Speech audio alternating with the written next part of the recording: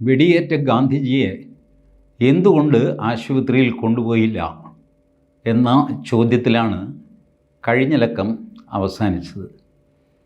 ആ ചോദ്യത്തിന് ആർക്കും ഒരു മറുപടിയുമില്ല. ആരും അത് അന്വേഷിച്ചുമില്ല. കാരണം ഈ ചോദ്യം വളരെ അസുഖകരമാണ്. നിങ്ങൾ ആലോചിച്ച് നോക്കുക, ഈ ഇഷ്യൂ ഗാന്ധിജിയുടെ ഈ ദാരുണമായ വധം അത് കൈകാര്യം ചെയ്ത ആളുകളാരാ? ജവഹർലാൽ നെഹ്റു, സർദാർ പട്ടേൽ, സർദാർ കെ.എം. മുൻഷി, വൻ ബഡാ പാർട്ടികളാണ്. അവർ ഇങ്ങനെ ഒരു സീരിയസ് ലാപ്സ് വരുത്തി എന്ന് വരുന്നത് തന്നെ അവർക്കുണ്ടാക്കുന്ന ക്ഷീണം എത്രയായിരിക്കും. കോൺഗ്രസ് ഒരു രാഷ്ട്രീയ പാർട്ടിയായിട്ട് മാറിയിരുന്നല്ലോ. കോൺഗ്രസ് പിരിച്ചുവിടണം എന്ന് ഗാന്ധിജി തൻ്റെ ലാസ്റ്റ് ടെസ്റ്റമെൻറ്റ് ആൻഡ് വിൽ അതിൽ എഴുതിയിരുന്നു. ഇതിങ്ങനെ തുറന്നുകൊണ്ട് പോകരുത്, ഇതിൻ്റെ ആവശ്യം കഴിഞ്ഞു, സ്വാതന്ത്ര്യം നേടിക്കഴിഞ്ഞു, ഇനി ഇതൊരു രാഷ്ട്രീയ പാർട്ടിയായിട്ട് കാശ് പിരിവും പരിപാടിയും തമ്മിലടിയും മന്ത്രിയാകാനുള്ള വെപ്രാളമൊക്കെ ആയിട്ട് നടക്കരുത്. അത് ഗാന്ധിജി കൺമുമ്പിൽ തന്നെ കണ്ടിരുന്നു ഇതൊക്കെ നടക്കുന്നത്. അതുകൊണ്ട് ഇത് പിരിച്ചുവിടണമെന്ന് പറഞ്ഞാൽ ആരും പിരിച്ചൊന്നും വിട്ടില്ല. പക്ഷേ ഈ മഹാന്മാരായ മനുഷ്യരെല്ലാം ഒരു പുവർ ലൈറ്റിലായി പോകും. ഗാന്ധിജിയെ ഹോസ്പിറ്റലിൽ കൊണ്ടുപോകാത്തത് എന്ത് എന്ന ചോദ്യം ഉയർന്നാൽ. അതുകൊണ്ട് അത് ഉയർത്താൻ തൽപരകക്ഷികൾ ആരും സമ്മതിച്ചുമില്ല, അത് ഗൗരവമായിട്ട് എടുത്തുമില്ല. ഉണ്ടകളുടെ എണ്ണത്തെ ചൊല്ലിയുള്ള കൺഫ്യൂഷൻ തീർക്കാനും ആരും ശ്രമിച്ചില്ല. നോക്കൂ, ഗാന്ധി വധം അതിൻ്റെ വിചാരണ മൊത്തം ദിഗംബർ ബാഡ്ഗെ എന്ന അപ്രൂവർ, മാപ്പ് സാക്ഷി, അയാളുടെ തിരക്കഥ, പോലീസ് അയാളെ കൊണ്ട് പറയിച്ച കാര്യങ്ങൾ, അതിന് പറ്റിയ തെളിവുകൾ, അതിൽ കുറേ സത്യമുണ്ട്, കുറേ സത്യമാണോ എന്ന് ആർക്കും അറിയില്ല. കാരണം പിൽക്കാലത്ത് ദിഗംബർ ബാഡ്ഗെ ഇങ്ങനെ പറയാത്തതെന്താ, അങ്ങനെ പറയാത്തതെന്താ എന്നൊക്കെ ചോദിച്ചപ്പോൾ ദിഗംബർ ബാഡ്ഗെ പറഞ്ഞത്, എന്നോട് പറയാൻ പറഞ്ഞതല്ലേ എനിക്ക് പറയാൻ പറ്റുമായിരുന്നുള്ളൂ എന്നാണ്. ദിഗംബർ ബാഡ്ഗെയെ വല്ലാതെ ദ്രോഹിച്ച് മാപ്പ് സാക്ഷി ആക്കുകയായിരുന്നു. തകർന്നുപോയി ആ മനുഷ്യൻ. അത്ര വലിയ മർദ്ദനമുറകളാണ് പ്രയോഗിച്ചത്. മറ്റാരും തകർന്നു പോയില്ല, പക്ഷേ ബാഡ്ഗെ തകർന്നുപോയി. പ്രദീപ് ദൽവി എന്നൊരു മറാഠി നാടകകൃത്തുണ്ട്.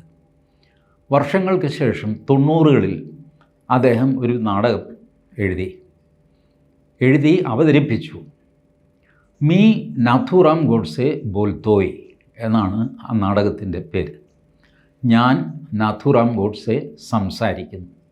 മറാഠിയിലാണ് നാടകം. മീ നാഥുറാം ഗോഡ്സെ ബോൽത്തോയ്. അത് വലിയ ഭൂകമ്പം ഉണ്ടാക്കി. മഹാരാഷ്ട്ര സർക്കാർ നാടകം നിരോധിച്ചു. പ്രദീപ് ദൽവി വഴങ്ങിയില്ല. പ്രദീപ് ദൽവി രഹസ്യമായിട്ട് പല സ്ഥലത്ത് ഈ നാടകം കളിച്ചു. അപ്പോൾ അതിൽ ഈ ചോദ്യമെല്ലാം വരുന്നുണ്ട്. എത്രയുണ്ടായിരുന്നുവോ അത് ഇതൊക്കെ വരുന്നുണ്ട്. അതിൽ ഗോഡ്സെ ആയിട്ട് അഭിനയിക്കുന്ന ആൾ ഉയർത്തുന്ന ഒരു തിരുത്തുണ്ട്. അയാൾ പറയുന്നു, ഗോഡ്സെ പറയുകയാണ്, ഞാൻ ഗാന്ധിയുടെ ഹത്യയല്ല ചെയ്തത്, ഞാൻ ഗാന്ധിജിയുടെ വധമാണ് ചെയ്തത്. വധവും ഹത്യയും ഒരേപോലെ അല്ലേ എന്ന് നമുക്ക് തോന്നാം. ആണ് താനും, നമ്മൾ മാറി മാറി ഉപയോഗിക്കാറുണ്ട്. ഹത്യ, വധം, ഇതിനെയൊക്കെ മർഡർ ഇങ്ങനെ നമ്മൾ ഉപയോഗിക്കാറുണ്ട്, കൊലപാതകം എന്ന അർത്ഥത്തിൽ. എന്നാൽ സൂക്ഷ്മതലത്തിൽ ഇതിന് അർത്ഥം വേറെ വേറെയാണ്. ഒരു ദുഷ്ടശക്തിയെ നിഗ്രഹിക്കുമ്പോൾ മറ്റൊരു മാർഗവും, നിഗ്രഹിക്കുകയല്ലാതെ കൊല്ലുകയല്ലാതെ മറ്റൊരു മാർഗവുമില്ല. ഈ മനുഷ്യൻ ഇങ്ങനെ സമാജത്തെ ഡാമേജ് ചെയ്ത് മുന്നോട്ട് പോകുന്നു. കൊല്ലുകയല്ലാതെ വേറെ നിവൃത്തിയില്ല. കൊല്ലാൻ പാടില്ല എന്നൊരു ഭാരതീയ തത്വം ഉള്ളപ്പോൾ പോലും കൊല്ലുകയില്ലാതെ മറ്റ് മാർഗമില്ലാതെ വരുമ്പോൾ ചെയ്യുന്ന കൊലപാതകമാണ് വധം. അതുകൊണ്ടാണ് ദാരികവധം, ദുര്യോധനവധം. ദുഷ്ടശക്തികളെ നിഗ്രഹിക്കുമ്പോഴാണ് വധം എന്ന വാക്ക് ഉപയോഗിക്കുന്നത്. ഹത്യ നോക്കൂ, പണ്ഡിതനായ വേദങ്ങൾ പഠിച്ച ആൾ, ബ്രാഹ്മണൻ, അയാളെ കൊന്നാൽ ബ്രഹ്മഹത്യ. നിഷ്കളങ്കമായ പശുവിനെ കൊന്നാൽ ഗോഹത്യ. ഈ ഗോഹത്യ, ബ്രഹ്മഹത്യ എന്നൊക്കെ പറയുന്നത് നിങ്ങളുടെ ഒരു പ്രതികാരം, നിങ്ങളുടെ വ്യക്തിപരമായ ഒരു ആവശ്യം, ഇതിനൊക്കെ വേണ്ടി നിഷ്കളങ്കരായ മറ്റുള്ളവരെ കൊല്ലുമ്പോഴാണ് ഹത്യ എന്ന് പറയുന്നത്. നിങ്ങൾക്ക് വേണ്ടിയല്ലാതെ സമാജത്തിന് വേണ്ടിയിട്ട്, രാഷ്ട്ര നന്മയ്ക്ക് വേണ്ടിയിട്ട്, ഭൂമിയുടെ നന്മയ്ക്ക് വേണ്ടിയിട്ട് ഒക്കെ ചെയ്യുന്നതിനെ വധം എന്ന് പറയും. അതുകൊണ്ടാണ് ഞാൻ പറഞ്ഞത്, നിങ്ങൾ പുരാണങ്ങളിൽ അവിടെ ഇതിലൊക്കെ, രാമായണത്തിൽ, മഹാഭാരതത്തിലൊക്കെ നോക്കും, ദുഷ്ടശക്തികളെ നിഗ്രഹിക്കുന്നതിന് വധം എന്ന് പറയും. അതല്ലാത്ത കൊലപാതകത്തിന് ഹത്യ എന്ന് പറയും. അപ്പോൾ ഗോഡ്സെ ആ നാടകത്തിൽ ആർഗ്യൂ ചെയ്യുന്നത്, ഞാൻ നടത്തിയത് ഹത്യയല്ല, എനിക്ക് മഹാത്മാഗാന്ധിയോട് വ്യക്തിപരമായ യാതൊരു വിരോധവുമില്ല, എനിക്കെന്തെങ്കിലും ലഭിക്കാനോ മഹാത്മാഗാന്ധിക്ക് എന്തെങ്കിലും നഷ്ടമുണ്ടാക്കാനോ അല്ല ഞാൻ മഹാത്മാഗാന്ധിയെ കൊന്നത്. മഹാത്മാഗാന്ധി രാഷ്ട്രത്തിന് കേടുവരുത്തി മുന്നോട്ട് പോകുന്നു. രാഷ്ട്രത്തിൻ്റെ ക്യാബിനറ്റിനെ പോലും ബ്ലാക്ക്മെയിൽ ചെയ്യാനും മാത്രം മഹാത്മാഗാന്ധി വളർന്നിരിക്കുന്നു. അദ്ദേഹത്തിൻ്റെ സത്യാഗ്രഹം എന്ന ആയുധം അദ്ദേഹം എപ്പോഴും ഭാരതീയർക്കെതിരെ ഉപയോഗിക്കുന്നു. അപ്പോൾ ഈ മനുഷ്യനെ കൊല്ലുകയല്ലാതെ എനിക്ക് മറ്റു ഇല്ലായിരുന്നു. അതുകൊണ്ട് ഇത് ഹത്യയല്ല, വധമാണ് എന്ന് ഗോഡ്സെ വാദിക്കുന്നുണ്ട്. ഞാൻ അതുകൊണ്ടാണ് ഈ വീഡിയോയുടെ ടൈറ്റിലിൽ ഗാന്ധി ഹത്യ എന്ന് തന്നെ എഴുതുന്നത്. ഗാന്ധി വധം എന്ന് എഴുതുന്നത് ശരിയല്ല. ഗോഡ്സെയുടെ ആ ആർഗ്യുമെൻറ്റിനോട് ഞാൻ യോജിക്കുന്നില്ല. ഗാന്ധിജി ഒരു ദുഷ്ടശക്തിയായിരുന്നെന്നും കൊല്ലുകയല്ലാതെ മറ്റു മാർഗമില്ലായിരുന്നെന്നും ഒക്കെ ഒരു രീതിയിൽ, രാഷ്ട്രീയ രീതിയിൽ വാദിക്കാം എന്നുള്ളതല്ലാതെ ഇതൊന്നും തന്നെ ആ കൊലപാതകത്തിന് ന്യായമല്ല. കൊലപാതകത്തിനൊരു ന്യായം വേണമല്ല. ഗാന്ധിജിയെ കൊല്ലാതിരുന്നെങ്കിൽ എന്ത് സംഭവിക്കുമായിരുന്നു എന്നാണ് ഗോഡ്സെ ആർഗ്യൂ ചെയ്യുന്നത്. പ്രത്യേകിച്ചൊന്നും ഗോഡ്സെയ്ക്ക് പറയാനില്ല. കാരണം പാർട്ടീഷൻ ഒരു റീസണായിട്ട് പറയാം. ശരി, പാർട്ടീഷൻ നടന്നു കഴിഞ്ഞു, പിന്നെ ഈ വൃദ്ധനെ കൊന്നിട്ട് നിങ്ങൾക്ക് എന്ത് കിട്ടാനാണ്? മുസ്ലിങ്ങൾക്ക് കുറേയധികം അദ്ദേഹം സഹായം ചെയ്തു, ശരി, ചെയ്തു എന്ന് തന്നെ വയ്ക്കുക. അതൊരു പൊളിറ്റിക്കൽ ആർഗ്യുമെൻ്റാണ്. You cannot kill summon on political arguments. Cultural ഗാന്ധിയെ നോക്കൂ, അവിടെയാണ് ഗോഡ്സെയ്ക്ക് പറ്റിയ വലിയ തെറ്റ്. ഗാന്ധി എന്ന ഭാരതീയനെ കാണാൻ ഗോഡ്സെ പരാജയപ്പെട്ടു. ഗോഡ്സെ രാഷ്ട്രീയ കാര്യങ്ങൾ മാത്രം നോക്കി. പൊളിറ്റിക്കൽ ഗാന്ധിയെ എതിർത്ത ധാരാളം പേരുണ്ട്. ധാരാളം പേര് കോൺഗ്രസ്സിൽ തന്നെ എതിർത്തവരുണ്ട്. ഇപ്പോൾ അവസാനം ഗോഡ്സെ ഗാന്ധിയെ കൊല്ലാൻ തീരുമാനിക്കുന്നത് എന്തിനാണ്? നമ്മളുടെ പാർട്ടീഷൻ നടന്നു. യാഥാർത്ഥ്യമായി പാർട്ടീഷൻ നടക്കുമ്പോൾ ട്രഷറി വീതം വയ്ക്കണമല്ലോ. അപ്പോൾ അന്ന് പാകിസ്ഥാൻ്റെ വിഹിതമായിട്ട് റിസർവ് ബാങ്ക് ഓഫ് ഇന്ത്യയിൽ നിന്ന് പാകിസ്ഥാന് കൊടുക്കേണ്ടത് 75 കോടി രൂപയാണ്. ഇതിൽ 25 കോടി സ്വാതന്ത്ര്യദിനത്തിന് മുമ്പ് തന്നെ കൊടുത്തു കഴിഞ്ഞു. ബാക്കി 55 കോടി കൊടുക്കണം. 20 കോടി കൊടുത്തു, 55 കോടി കൊടുക്കണം. ഇത് പാകിസ്ഥാൻ ചോദിച്ചു. പാകിസ്ഥാൻ അതേസമയം ഈ അഫ്ഗാനിസ്ഥാനിലെ റൗഡികൾ വഴി കാശ്മീരിൽ കടന്നുകയറ്റം നടത്തിക്കൊണ്ടിരിക്കുകയാണ്. കാശ്മീർ രാജാവ് ഓടി പട്ടേലിനെ അഭയം പ്രാപിച്ചു, എന്നെ രക്ഷിക്കണം എന്ന് പറഞ്ഞു. പട്ടേൽ ചില വ്യവസ്ഥകൾക്ക് വിധേയമായിട്ട് അതിലിടപെടാമെന്ന് പറഞ്ഞു. അത് വേറൊരു ചരിത്രമാണ്, അത് പറഞ്ഞാൽ നീണ്ടുപോകും. എന്തുവായിക്കോട്ടെ, ഒരു സൈനിക നടപടി കാശ്മീരിൽ ഭാരതം നടത്തിക്കൊണ്ടിരിക്കുന്നു. ഈ സമയത്താണ് പാകിസ്ഥാൻ്റെ ഡിമാൻഡ്, ഞങ്ങൾക്ക് തരാനുള്ള ബാക്കി 55 കോടി താ. സർദാർ പട്ടേൽ പറഞ്ഞു, തരില്ല. ഒരു വശത്ത് കൂടി നീ എന്നെ ആക്രമിക്കുന്നു, മറുവശത്ത് നിനക്ക് ഞാൻ കാശ് തരണം. ആ കാശിനും കൂടെ ആയുധം വാങ്ങിച്ച് എന്നെ ആക്രമിക്കാനല്ലേ, ഞാൻ തരുന്നില്ല. ഇതായിരുന്നു പട്ടേലിൻ്റെ നിലപാട്. ഗാന്ധിജി മൗണ്ട് ബാറ്റനെ സമീപിച്ചു. മൗണ്ട് ബാറ്റൻ ഗാന്ധിജിയോട് പറഞ്ഞു, ഭാരതത്തിൻ്റെ ഉന്നതമായ ധാർമ്മിക നിലവാരം പുലർത്തണമെങ്കിൽ ഗാന്ധിജി ഈ തുക അവർക്ക് കൊടുക്കണം. യുദ്ധം നടക്കുന്നു ശരി, പക്ഷെ നമ്മളുടെ വാഗ്ദാനം നമ്മൾ പാലിക്കണം എന്ന് വലിയ ഭാരതീയനായിട്ട് മൗണ്ട് ബാറ്റൻ കളിച്ചു. ഗാന്ധിജിക്ക് കുറച്ചുകൂടെ ധൈര്യം കിട്ടി. ഒരാൾ കൂടെ നമ്മുടെ കൂടെ ഉണ്ട്. ഗാന്ധി പറഞ്ഞു 55 കോടി രൂപ പാകിസ്ഥാന് കൊടുക്കണം. ക്യാബിനറ്റ് ഡിസിഷനാണ് കൊടുക്കില്ല എന്നുള്ളത്. ജവഹർലാൽ നെഹ്റു, സർദാർ പട്ടേൽ, ലാൽ ബഹദൂർ ശാസ്ത്രി, സർദാർ കെ.എം. മുൻഷി, ജോൺ മത്തായി, എത്ര പ്രഗത്ഭന്മാർ ക്യാബിനറ്റിൽ. അവരെല്ലാവരും കൂടെ കൊടുക്കണ്ട എന്ന് തീരുമാനിച്ചത് ക്യാബിനറ്റിന് പുറത്ത് മഹാത്മാഗാന്ധി എന്ന മനുഷ്യൻ ചലഞ്ച് ചെയ്യുന്നു, 55 കോടി കൊടുക്കണം, ഇല്ലെങ്കിൽ ഞാൻ ഉപവാസമിരുന്ന് മരിക്കും. അങ്ങനെ ഗാന്ധിജി ഉപവാസം കിടക്കുന്നു 55 കോടി കൊടുക്കാൻ. ഗാന്ധിജിയുടെ ഉപവാസം അതിഭീകരമാണ്. നിങ്ങൾ ചരിത്രം നോക്കിക്കോളൂ. അതിനും ഈ പറഞ്ഞ പോലെ വലിയ ഗ്രന്ഥങ്ങളൊന്നും വായിക്കേണ്ട, ഗൂഗിളിനെ ആശ്രയിച്ചാൽ മതി. ഗാന്ധിജി നടത്തിയ ഉപവാസം എല്ലാം തന്നെ ഭാരതീയരെ എതിരാളിയായി കണ്ടുകൊണ്ട്, എതിരാളിയല്ല, ആ ആവശ്യം ഭാരതീയരുടെ മുമ്പിൽ വെച്ചിട്ടാണ് ഗാന്ധിജി ഉപവാസം നടത്തുന്നത്.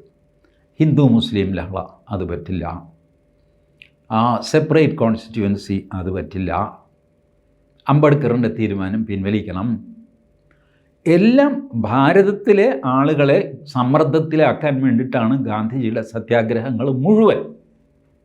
ഒരേ ഒരു സത്യാഗ്രഹം ബ്രിട്ടീഷുകാർക്കെതിരെ നിരാഹാരം ഗാന്ധിജി കടന്നു. അത് ആഗാഖാൻ പാലസിൽ, ആഗാഖാൻ കൊട്ടാരത്തിൽ ഗാന്ധിജിയെ ബ്രിട്ടീഷുകാർ വീട്ടുതടങ്കലിലാക്കി. ഗാന്ധിജി അവിടെ നിരാഹാരമിരുന്നു 21 ദിവസം. ഗാന്ധിജിയുടെ ശരീരത്തിലെ ഫാറ്റ് മുഴുവൻ പോയിട്ട് പ്രോട്ടീൻ അബ്സോർബ് ചെയ്ത് തുടങ്ങി. 6 ഡോക്ടർമാർ ഗാന്ധിജിയെ പരിചരിച്ചുകൊണ്ടിരുന്നവർ പറഞ്ഞു, ഗാന്ധിജി ഈ ഉപവാസം ഇവിടെ വെച്ച് നിർത്തണം, you have crossed all danger limits, please stop it. Gandhi പറഞ്ഞു, അവരോട് എന്നെ തുറന്നു വിടാൻ പറ. കൊട്ടാരത്തിലാണ് താമസം കേട്ടോ, ജയിലിലൊന്നുമല്ല, ബട്ട് കൊട്ടാരത്തിൽ കൺഫൈൻ ചെയ്തിരിക്കുന്നു, വീട്ടുതടങ്കൽ എന്ന് പറയുന്ന പോലെ കൊട്ടാരത്തടങ്കൽ ആഗാഖാൻ പാലസിൽ. ഗാന്ധി പറഞ്ഞു അവരോട് തുറന്നു വിടാൻ പറ. ബ്രിട്ടീഷുകാർ പറ്റില്ല എന്ന് പറഞ്ഞു. 21 ദിവസം നിസ്സഹായനായിട്ട് ഗാന്ധിജി നാരങ്ങാനീര് കുടിച്ച് ഉപവാസം അവസാനിപ്പിച്ചു. അപ്പോഴത്തേക്ക് അദ്ദേഹത്തിൻ്റെ കിഡ്നിയൊക്കെ വല്ലാതെ വീക്കായിരുന്നു. ഏതായാലും ദൈവം സഹായിച്ച് മെല്ലെ അദ്ദേഹം മണിക്കൂറുകൾ കൊണ്ട് നോർമൽസിയിലേക്ക് തിരിച്ചു വന്നു. ഗാന്ധിജിയുടെ പരാജയപ്പെട്ട ഏക നിരാഹാരം ബ്രിട്ടീഷുകാർക്കെതിരെ ചെയ്തതായിരുന്നു. ബാക്കി 16-ൽ 15 നിരാഹാരവും ഭാരതീയർക്കെതിരെ ചെയ്തതായിരുന്നു. അതിലെല്ലാം ഗാന്ധിജി വിജയിക്കുകയും ചെയ്തു. സ്വന്തം ജനതയെ തോൽപ്പിക്കാൻ, അത് നല്ലതിനോ ചീത്തയായി, ഞാനതിൻ്റെ മെറിറ്റിലേക്കല്ല പോകുന്നത്. സ്വന്തം ജനതയുടെ മുമ്പിൽ ഒരു ഡിമാൻഡ് വെച്ചിട്ട് നിരാഹാരം ഇരുന്നപ്പോഴൊക്കെ ഗാന്ധിജി ജയിച്ചിട്ടുണ്ട്. ബട്ട് ബ്രിട്ടീഷുകാർക്കെതിരെ ഒരേ ഒരു തവണ ഇരുന്നു, മരിച്ചാൽ മരിച്ചു പോട്ടെ എന്ന് പറഞ്ഞു ബ്രിട്ടീഷുകാർ ഇൻ 1943. ഇപ്പം എല്ലാവരും വലിയ കാര്യമായിട്ട് പറയുന്നു, ബ്രിട്ടീഷുകാരോടായതുകൊണ്ട് ആ നിരാഹാരമൊക്കെ വിജയിച്ചു, ജർമ്മൻകാരോടാണെങ്കിൽ വിജയിക്കുമായിരുന്നോ? ഞാൻ പറയട്ടെ, ബ്രിട്ടീഷുകാരുടെ അടുത്തും ഇത് വിജയിച്ചിട്ടില്ല. ബ്രിട്ടീഷുകാർ വഴങ്ങിയില്ല ഗാന്ധിയുടെ നിരാഹാരത്തിന്. ബട്ട് നിരാഹാരത്തെ അവർ ഗ്ലോറിഫൈ ചെയ്തു. ഇന്ത്യൻ ജനതയെ ബ്ലാക്ക്മെയിൽ ചെയ്യാൻ ഉപയോഗിക്കാനായിട്ട് ഗ്ലോറിഫൈ ചെയ്തു. ഗാന്ധിജി ആ ആയുധം ആവശ്യം പോലെ ഉപയോഗിച്ചു, ആവശ്യത്തിന് അനാവശ്യത്തിനൊക്കെ ഉപയോഗിച്ചു. അതിലൊന്നായിരുന്നു ഈ 55 കോടി രൂപ കൊടുക്കണം എന്ന് പറഞ്ഞ് നിരാഹാരം പ്രഖ്യാപിച്ചത്. പട്ടേൽ ക്യാബിനറ്റിൽ പൊട്ടിത്തെറിച്ചു, അത്ര സഭ്യമല്ലാത്ത ഭാഷയിൽ. The old man is blackmailing us, ഇതായിരുന്നു പട്ടേലിൻ്റെ വാക്കുകൾ. ഈ വൃദ്ധൻ നമ്മളെ ബ്ലാക്ക്മെയിൽ ചെയ്യുകയാണോ ഇന്ത്യൻ ക്യാബിനറ്റിന്? ശരിയല്ലേ? ജവഹർലാൽ നെഹ്റു അടക്കം ക്യാബിനറ്റ് യുണാനിമസ് ആയിട്ട് എടുത്ത ഡിസിഷനാണ് 55 കോടി ഇപ്പം കൊടുക്കില്ല. യുദ്ധം അവസാനിക്കട്ടെ, അപ്പം ആലോചിക്കാം. യുദ്ധത്തിൻ്റെ സമയത്ത് ശത്രുവിന് ആരെങ്കിലും കാശ് കൊടുക്കും. പക്ഷേ ഗാന്ധിജിയുടെ ധാർമ്മികത വേറൊന്നായിരുന്നു, അത് കൊടുക്കണം എന്ന് പറഞ്ഞു. ആദ്യം പൊട്ടിത്തെറിച്ചുവെങ്കിലും ഗാന്ധിജിയുടെ ആരോഗ്യം ഭാരതത്തിന് പ്രിയപ്പെട്ടതായിരുന്നു. അതുകൊണ്ട് നെഹ്റു, പട്ടേൽ എല്ലാവരും കീഴടങ്ങി. 55 കോടി രൂപ പാകിസ്ഥാന് കൊടുക്കാൻ തീരുമാനിച്ചു. ഈ വിവരം ഫ്ലാഷ് ആയപ്പോഴാണ്, ടെലിപ്രിൻ്ററാണല്ലോ അന്നത്തേക്ക്, ഗോഡ്സെ അഗ്രണി എന്ന് പറഞ്ഞിട്ട് ചെറിയൊരു പത്രം പൂനെയിൽ നിന്ന് ഇറക്കുന്നുണ്ട്. അതിൻ്റെ ടെലിപ്രിൻ്ററിൽ ഈ വാർത്ത വന്നപ്പോൾ കൂടെയുള്ള നാരായൺ ആപ്റ്റെയോട് ഗോഡ്സെ പറഞ്ഞു, ഞാൻ ഈ മനുഷ്യനെ കൊല്ലും, ഇതല്ലാതെ വേറെ മാർഗമില്ല. ഗോഡ്സെ പ്ലാൻ ചെയ്ത് ഗാന്ധിജിയെ പോയി കൊല്ലുന്നതിനിടയ്ക്ക് 55 കോടി കൊടുത്ത് കഴിയുമില്ല. അപ്പോഴും ഗോഡ്സെയുടെ പർപ്പസ് സെർവ് ആകുന്നില്ല. പിന്നെ ബാക്കി ഗോഡ്സെയുടെ ഉള്ളിലെന്താ? ഒരു ദേഷ്യം, അല്ലേ? ആ ദേഷ്യത്തിൻ്റെ പേരിലാണ് ഗാന്ധിജിയെ ഗോഡ്സെ കൊല്ലുന്നത്.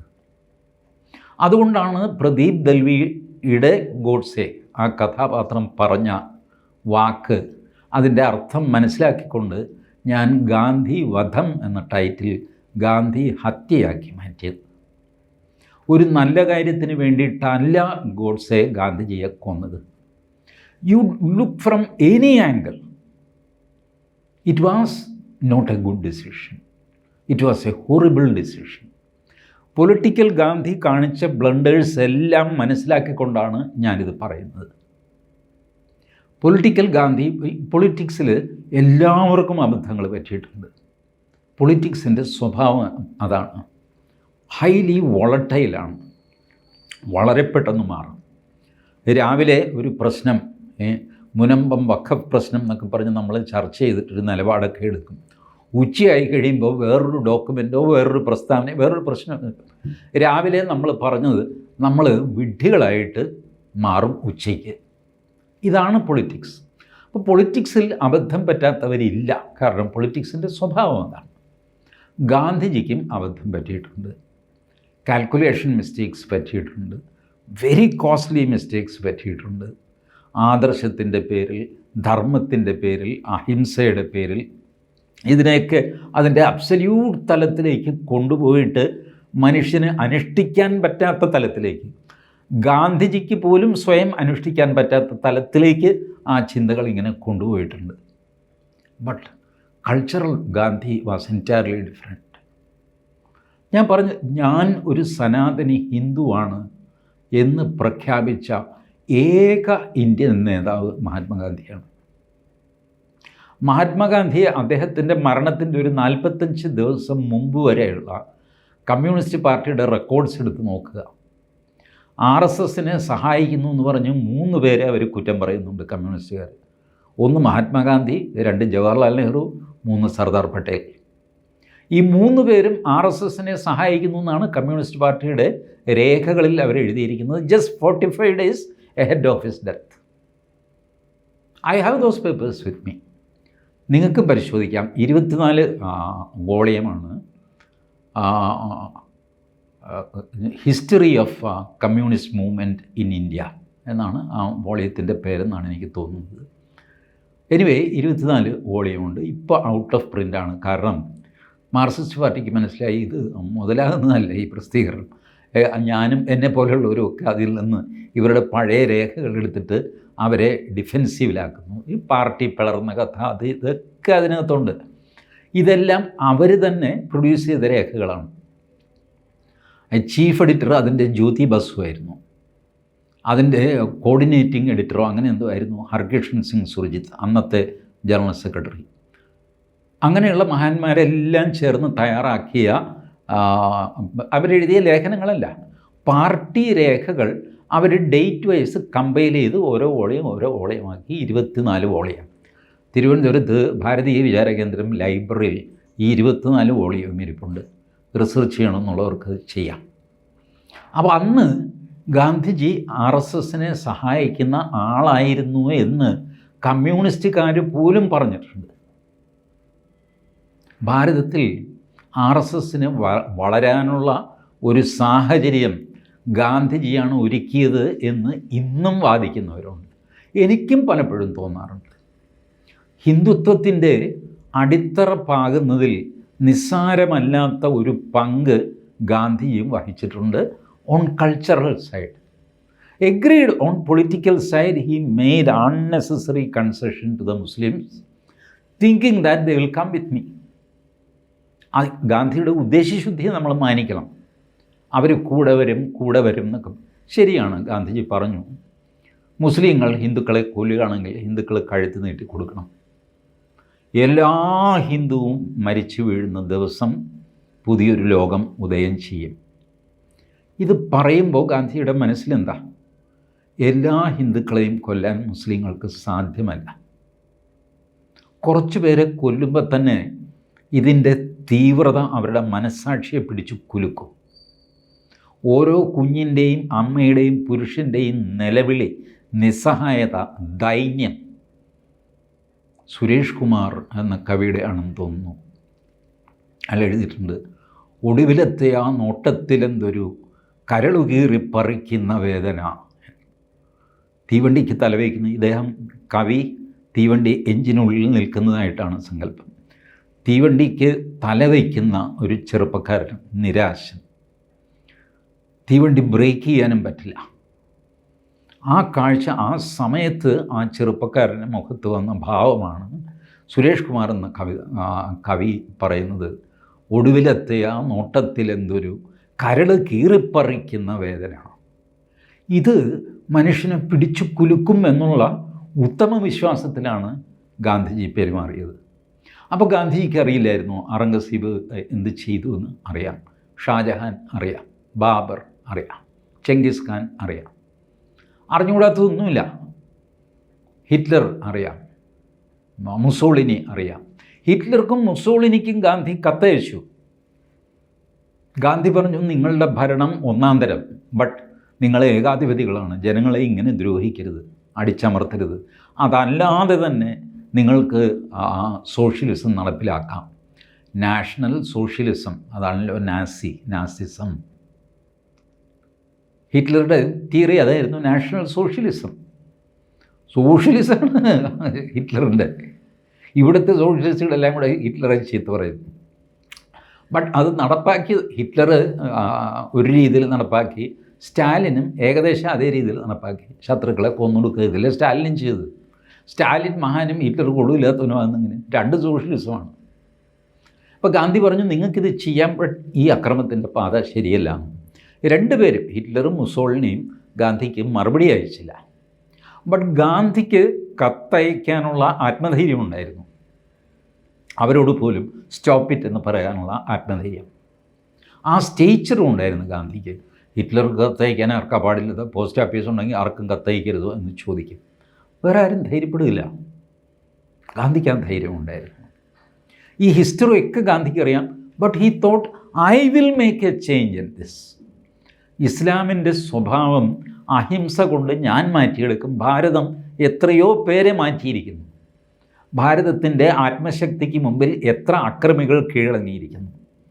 അതുകൊണ്ട് ഞാൻ ഈ അക്രമത്തെയും ഞാൻ മാറ്റും, ഇവരുടെ മനോഭാവം മാറ്റും എന്ന് അദ്ദേഹം ഉറച്ചു വിശ്വസിച്ചു. അത് അദ്ദേഹത്തിൻ്റെ തെറ്റായിപ്പോയെങ്കിൽ തെറ്റായിപ്പോയി. ബട്ട് ആ ഇൻറ്റൻഷൻ നല്ലതായിരുന്നു. അല്ലാതെ എല്ലാം കൂടെ മുസ്ലിങ്ങൾക്ക് തീരെഴുതി കൊടുക്കാം എന്ന് വിചാരിച്ചിട്ടല്ല ചെയ്തത്. ഇതിന് ഈ റെട്ടറിക് എന്ന് നമ്മൾ പറയുമല്ലോ, വാചാടോപം സംസാരിക്കുമ്പോൾ, എൻ്റെ കൊക്കിൽ ജീവനുള്ളിടത്തോളം കാലം ഞാനിത് സമ്മതിക്കില്ല എന്ന് പറയുമ്പോൾ വാസ്തവത്തിൽ എന്താ? എൻ്റെ ജീവൻ പോയാലും ഞാനിത് സമ്മതിക്കില്ല എന്നാണോ? അല്ല, അത് ആലങ്കാരികമായിട്ട് പറയുന്നതാണ്. I am so committed to a cause. ഇതാണ് ഗാന്ധിജി പറഞ്ഞു, ഭാരതത്തെ വിഭജിക്കാൻ ഞാൻ സമ്മതിക്കില്ല. ഭാരതത്തെ വിഭജിക്കുകയാണെങ്കിൽ എന്നെ വെട്ടിമുറിച്ചിട്ട് എൻ്റെ ശവത്തിന് മുകളിൽ കൂടെ വേണം ഭാരതം വിഭജിക്കാൻ എന്ന് പറഞ്ഞു. എന്നിട്ട് എന്താ, ഭാരതം വിഭജിച്ചില്ലേ? പിന്നെയും ഗാന്ധി ജീവനോടെ ഇരുന്നില്ലേ? ഇരുന്നു. അതിന് ആലങ്കാരികമായ അർത്ഥമല്ലേ ഉള്ളൂ. I am dead against this എന്നാണ് ഗാന്ധിജി പറഞ്ഞത്. But finally he had to surrender. What to do? He also agree to partition. ഇതാണ് സംഭവിച്ചത്. അപ്പോൾ ആ ഒരു വാക്കെടുത്തിട്ട് അതിൻ്റെ ഭാവാർത്ഥം നോക്കാതെ ഗാന്ധിയെ കുറ്റം പറയാൻ വളരെ എളുപ്പമാണ്. Gandhi was so transparent. അദ്ദേഹത്തിൻ്റെ ജീവിതത്തിൽ നിന്ന് നമുക്ക് ആയുധങ്ങൾ എടുത്ത് തന്നിട്ടുണ്ട് അദ്ദേഹത്തെ ആക്രമിക്കാൻ. അദ്ദേഹത്തിൻ്റെ വാക്കുകൾ വെച്ചാണ് അദ്ദേഹത്തെ എല്ലാവരും ആക്രമിക്കുന്നത്. വേറെ വാക്കൊന്നും വേണ്ട, വേറെ തിയറിയും വേണ്ട. അദ്ദേഹത്തെ ആക്രമിക്കാനുള്ളതെല്ലാം അദ്ദേഹം തന്നെ പറഞ്ഞു വെച്ചിരിക്കുന്നു, എല്ലാം എഴുതി വച്ചിരിക്കുന്നു. അതാണ് അദ്ദേഹം എഴുതി വെച്ചത്. ഏതെടുക്കണം, പരസ്പര വിരുദ്ധമായ ഒരുപാട് കാര്യങ്ങൾ ഗാന്ധി പറഞ്ഞിട്ടുണ്ട്. ഗാന്ധി പറഞ്ഞു, ഒരു കാര്യത്തെപ്പറ്റി ഞാൻ അവസാനം പറഞ്ഞ അഭിപ്രായം എന്താണോ അതാണ് എൻ്റെ അഭിപ്രായം. അതിനു മുമ്പ് വേറൊരു അഭിപ്രായമാണല്ലോ പറഞ്ഞത് എന്ന് എന്നോട് തർക്കിക്കരുത്. കാരണം ഞാൻ ഇവോൾവിങ് മനുഷ്യനാണ്. എൻ്റെ നിലപാട് എവിടെ ഞാൻ നിൽക്കുന്നോ അതനുസരിച്ച് എൻ്റെ കാഴ്ചപ്പാട് മാറുമല്ലോ. ഒരു കെട്ടിടത്തിൻ്റെ 3-ാം നിലയിൽ നിന്നാൽ കാണാവുന്ന കാഴ്ചയാണോ 13-ാം നിലയിലേക്ക് പോകുമ്പോൾ കാണുന്നത്? കുറേ കൂടെ വിശാലമായ ഭൂമി നമുക്ക് കാണാം 13-ാം നിലയിൽ നിന്ന്, ഇല്ലേ? അപ്പോൾ 13-ാം നിലയിൽ നിൽക്കുമ്പോൾ 3-ാം നിലയിൽ നിന്ന് കണ്ടതിനെപ്പറ്റി എഴുതിയ വിവരണം 13-ൽ എത്തിക്കഴിയുമ്പോൾ മൊത്തം മാറിമറിയും. 3-ാം നിലയിൽ നിന്ന് വളരെ വലുതായി കണ്ട സാധനം 13-ൽ എത്തിക്കഴിയുമ്പോൾ നമുക്ക് തീരെ ചെറുതായിട്ട് തോന്നും. നമ്മളുടെ ജീവിതം തന്നെ നോക്കൂ. ഒരു പ്രായം കഴിഞ്ഞ് നമ്മൾ ജീവിതത്തിലേക്ക് തിരിഞ്ഞു നോക്കുമ്പോൾ പണ്ടൊരു അടിപിടിയും ബഹളവും കേസും ഒക്കെ നടത്തിയിരുന്നത് എന്തിനായിരുന്നു? അത് കഷ്ടം. ഇപ്പം നമുക്ക് തോന്നും, നാണക്കേട്, ഞാൻ എന്തൊക്കെയാണ് ചെയ്തത്, ആരെയൊക്കെയാണ് വെല്ലുവിളിച്ചത്, അതിൽ 2-3 പേര് മരിച്ചു പോവുകയും ചെയ്തു, പാവം. ഇങ്ങനെയൊക്കെ തോന്നാറില്ലേ? See, when you evolve, big thing become small, small things become big. ഇതൊക്കെ സംഭവിക്കുന്നു. അപ്പോൾ ഗാന്ധി പറഞ്ഞു, ഞാൻ ഇവോൾവ് ചെയ്യുന്നൊരു ക്യാരക്ടറാണ്, അതുകൊണ്ട് ഞാൻ അവസാനം പറഞ്ഞ അഭിപ്രായം നിങ്ങൾ എടുക്കുക, ആദ്യം പറഞ്ഞത് കളയുക. ഇനി ആദ്യം ഒറ്റത്തവണയെ ഞാൻ പറഞ്ഞുള്ളൂ എങ്കിൽ അത് എൻ്റെ അഭിപ്രായമായിട്ട് എടുക്കുക. ഇതെല്ലാം ഗാന്ധിജൻ. അതുകൊണ്ട് ഗാന്ധിജിയുടെ ലേഖനങ്ങൾ, എഴുത്തുകളെല്ലാം എടുത്തു നോക്കുക. അദ്ദേഹം ഒരിക്കലും ഇത് പറഞ്ഞിട്ടില്ല, പണ്ട് ഞാനിത് പറഞ്ഞില്ലേ, ഐ ടോൾഡ് യു സോ, ഞാൻ 1921 തന്നെ ഇത് ചൂണ്ടിക്കാണിച്ചിരുന്നു. ഇത് ഗാന്ധിജി പറയാറില്ല. ഫ്രഷായിട്ട് അപ്പോൾ പറയാനുള്ളത് അങ്ങ് പറയും. ഇതിനു മുമ്പ് ഞാൻ പറഞ്ഞിരുന്നു എന്ന് സ്വയം കോട്ട് ചെയ്യുന്ന, അങ്ങനെ ചെയ്യുന്നതിൽ തെറ്റൊന്നുമില്ല. കഴിഞ്ഞ വർഷം മുതൽ ഞാനിത് പറയുന്നതാണ്, ആരും കേട്ടില്ല, ഇപ്പോൾ മനസ്സിലായില്ലേ, ഇപ്പോൾ എങ്ങനെയുണ്ട് എന്ന് ചോദിക്കാറുണ്ട് ആൾക്കാർ. ഗാന്ധി അത് ചോദിക്കില്ല, ഗാന്ധി പറയുകയില്ല. ഗാന്ധി ഫ്രഷായിട്ട് പറയാനുള്ളത് പറയും. This was Gandhi. വിദ്യാഭ്യാസത്തെപ്പറ്റി ഗാന്ധിജിയുടെ കാഴ്ചപ്പാടുകൾ അസാമാന്യമായിരുന്നു, ഹിന്ദുത്വമായിരുന്നു. ഇത് ഗോഡ്സെ മനസ്സിലാക്കിയില്ല, ഗാന്ധിയെ സമഗ്രമായിട്ട് മനസ്സിലാക്കിയില്ല. ബട്ട് ഗോഡ്സെയെ ഞാൻ എന്തോ ഒരു വലിയ ഡെമൺ ആയിട്ട് ചിത്രീകരിക്കുകയോ അങ്ങനെയൊന്നുമല്ല. I understand his mind also. I understand a political mind also. He was a devout Hindu, no doubt about that. അയാൾക്ക് അയാളുടേതായ ആർഗ്യുമെൻ്റ് ഉണ്ട്. ആ ആർഗ്യുമെൻ്റ് കോടതിയിൽ ഗോഡ്സെ പ്രസൻറ്റ് ചെയ്യുന്നുണ്ട്. അതാണ് may it please your honour എന്ന പുസ്തകം. May it please your honour ഇറക്കിയത് ഗോപാൽ ഗോഡ്സെയാണ്. നാഥുറാം വിനായക് ഗോഡ്സെ കോടതിയിൽ കൊടുത്ത സ്റ്റേറ്റ്മെൻറ്റാണ്. ആ statement government of India prescribe ചെയ്തു, നിരോധിച്ചു. കോടതിയിൽ കൊടുക്കുന്ന എല്ലാ കടലാസുകളും പബ്ലിക് ഡോക്യുമെൻ്റാണ്, അതറിയാമല്ലോ നിങ്ങൾക്ക്. സാക്ഷിമൊഴി എല്ലാം അടക്കം പബ്ലിക് ഡോക്യുമെൻ്റാണ്. കേസ് കഴിഞ്ഞാൽ it's A public document. But government of India decide ചെയ്തു ഗോഡ്സെയുടെ ഈ സ്റ്റേറ്റ്മെൻറ്റ് പബ്ലിക് ആക്കാൻ പറ്റില്ല. അതിനെയാണ് പ്രിസ്ക്രൈബ് ചെയ്യുക എന്ന് പറയുന്നത് ഇംഗ്ലീഷിൽ. കുറേ കാലം ആരും അത് വായിച്ചില്ല, വായിക്കാൻ കിട്ടുമായിരുന്നില്ല. എന്താണ് ഗവൺമെൻറ് ഓഫ് ഇന്ത്യ ഭയപ്പെട്ടത്? എന്തിനാണ് ഭയപ്പെട്ടത്? ഗോഡ്സെയെ ആർക്കാണ് ഭയം? അങ്ങനൊരു ചോദ്യമുണ്ടല്ലോ. ഗാന്ധിക്ക് ഗോഡ്സെയെ ഭയമുണ്ടായിരുന്നില്ല, ആരെയും ഭയന്നിരുന്നില്ല. ബട്ട് മറ്റ് കോൺഗ്രസ്സുകാർ ഗോഡ്സെയെ ഭയന്നു, ഇപ്പോഴും ഭയന്നുകൊണ്ടിരിക്കുന്നു. ഈ may it please your honour പിന്നീട് മലയാളത്തിൽ തർജ്ജമ ചെയ്തു വന്നു. ആദ്യം വന്നത് കേരള ശബ്ദം വാരികയിലാണ്. അന്ന് കേരളത്തിൽ ഒരു പൊട്ടിത്തെറിയും ഉണ്ടായില്ല, ഒന്നും സംഭവിച്ചില്ല. കേരള ശബ്ദം വാരിക 1972 സീരിയലൈസ് ചെയ്തു ഗോഡ്സെയുടെ statement. Nothing wrong in that. 1971 NN പിള്ളയുടെ നാടകം വന്നു, ദ സുപ്രീം കോർട്ട്. ഗോഡ്സെയെ ചൊല്ലിയാണ്. ഗാന്ധി വധക്കേസിൻ്റെ പുനർവിചാരണ സുപ്രീം കോടതിയിൽ നടക്കുന്നതായിട്ടാണ് നാടകം. ആ നാടകം നിങ്ങൾക്കിപ്പോഴും വായിക്കാം. NN പിള്ളയുടെ തിരഞ്ഞെടുത്ത നാടകങ്ങൾ മാതൃഭൂമി പബ്ലിഷ് ചെയ്തിട്ടുണ്ട്. സാമാന്യം വലിയ ബുക്കാണ്. ഈ നാടകം മാത്രമല്ല, മറ്റ് പല നാടകങ്ങളുമുണ്ട്. അതിലൊരു നാടകമാണ് ദ സുപ്രീം കോർട്ട്. ഗോഡ്സെ പ്രതിക്കൂട്ടിൽ നിൽക്കുന്നു. വിചാരണ ചെയ്യുന്നത് വക്കീലൊന്നുമല്ല, ജഡ്ജി നേരിട്ട് ചോദിക്കുകയാണ്. വിശ്വകേരള കലാസമിതി, അതാണല്ലോ NN പിള്ളയുടെ നാടകസമിതി. NN പിള്ളയുടെ മനസ്സിൽ ഒരു കോർട്ട് എങ്ങനെ സെറ്റ് ചെയ്യണോ അങ്ങനെ സെറ്റ് ചെയ്തു. ഐഡിയൽ കോർട്ടൊന്നും അല്ലാതെ. ഐഡിയൽ കോർട്ടിൽ ഈ സുപ്രീം കോടതിയിൽ വിചാരണ നടക്കാറില്ല. വിചാരണയൊക്കെ ലോവർ കോർട്ടിലാണ്.